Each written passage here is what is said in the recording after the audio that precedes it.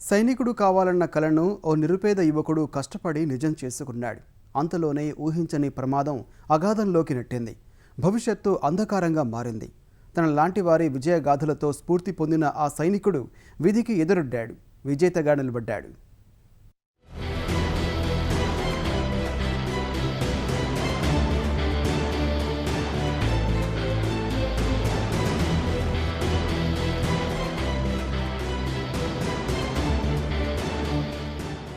విజయనగరం జిల్లాలోని కొమరాడ ఓ మారుమూల గిరిజన ప్రాంతం. కూలి పనులు తప్ప పెద్దగా ఆధారం లేని కుటుంబానికి చెందిన సోమేశ్వరరావు చిన్ననాటి నుంచి సైనికుడు కావాలని కలగన్నాడు.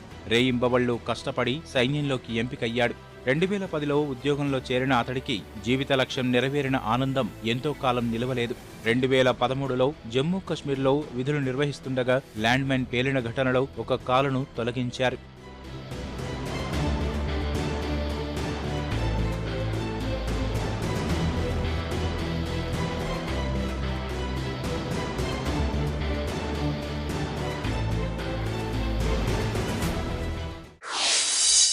ఫస్ట్ పోస్టింగ్ ఫినిష్ అయిపోయింది, అంత హ్యాపీగా అయింది.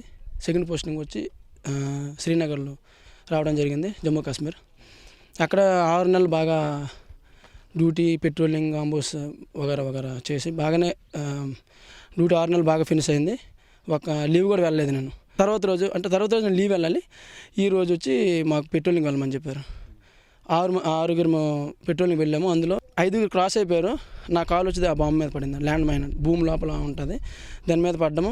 ఒడి సెక్టర్, జమ్మూ కాశ్మీర్ ఒడి సెక్టర్లో ఉదయం 8 గంటలకు జరిగిందండి సంఘటన. నా కాలు కట్ అయిపోద్దని నాకు తెలుసు. వెళ్ళి చూడడం, ఏడవడం, కోమలోకి వెళ్ళడం, తీసి ఇంటికి పంపించారు సార్.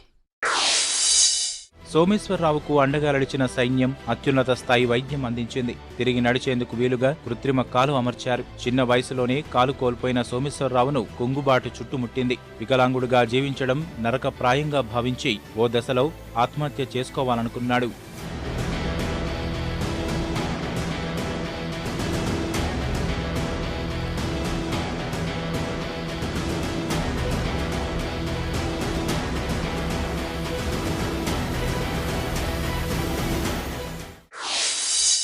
సూసైడ్ చేసుకుందాం అనుకున్నాను. సూసైడ్ చేస్తే ఏం ప్రయోజనం? మా అమ్మ వాళ్ళందరూ ఇల్లు మొత్తం నా మీద ఆధారపడింది. ఏమి ఇచ్చినా నేను ఇస్తే కానీ వాళ్ళు నడదు.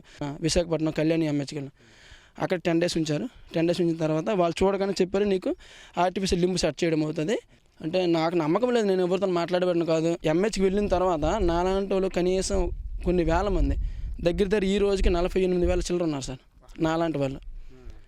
అయితే వాళ్ళంతమంది స్విమ్మింగ్ చేయడం, రన్నింగ్ చేయడం, ఇంకా రన్నింగ్లో ఒక్కొక్కరు ఇంటర్నేషనల్ ప్లేయర్ అవ్వడం చూసి వాళ్ళందరూ చేసేటప్పుడు మనమేం చేయకూడదు అని ఒక నిర్ణయం అప్పుడు తీసుకున్నాను.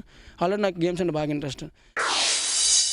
సైన్యం అండతోడై కుంగుబాటును అధిగమించిన సోమేశ్వరరావు తనలాగే ప్రమాదంలో చిక్కుకున్న సైనికులు సాధించిన విజయాల నుంచి స్ఫూర్తి పొందాడు. 6 నెలలు కృత్రిమ కాలుతోనే నిరంతరం సాధన చేశాడు. అంతర్గత పోటీల్లో సత్తా చాటిన సోమేశ్వరరావు పట్టుదల సైన్యంలోని ఉన్నతాధికారులను ఆకట్టుకుంది. ఆస్ట్రియా నుంచి 3.5 లక్షల రూపాయల విలువైన ఫైబరిక్ కాళ్లను తెప్పించి అందించారు. ఈ తోడ్పాటుతో తన పరుగును మరింత పదును పెట్టిన సోమేశ్వరరావు 2016లో ఏకంగా జాతీయ పారా అథ్లెటిక్స్ 100 మీటర్ల పరుగులో విజేతగా నిలిచాడు.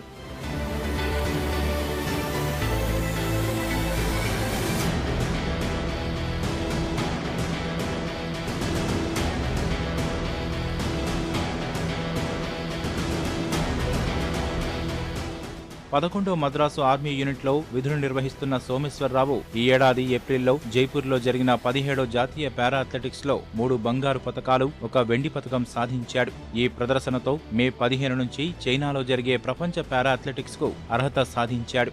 ఆ పోటీల్లో సత్తా చాటేందుకు పట్టుదలగా సాధన చేస్తున్నాడు.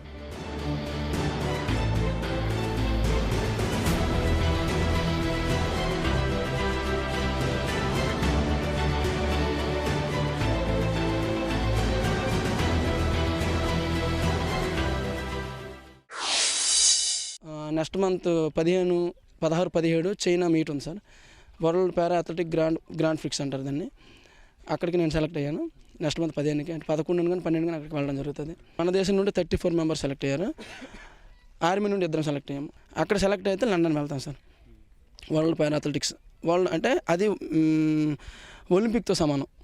నా ఏం ఎప్పటికైనా కాదు సార్, 2020 ఒలింపిక్ వెళ్ళాలి సార్. వెళ్ళడానికి టోక్యో 2020 టోక్యోలో జరుగుతుంది ఒలింపిక్, పారా ఒలింపిక్. దానికి వెళ్ళడానికి నా సర్వశక్తిలో ప్రయత్నం చేస్తాను సార్. నిరాశ నిస్పృహను వీడితే కాలం విసిరే సవాళ్లను ఎదుర్కోవడం కష్టమేమీ కాదని సోమేశ్వరరావు జీవితం చాటుతోంది.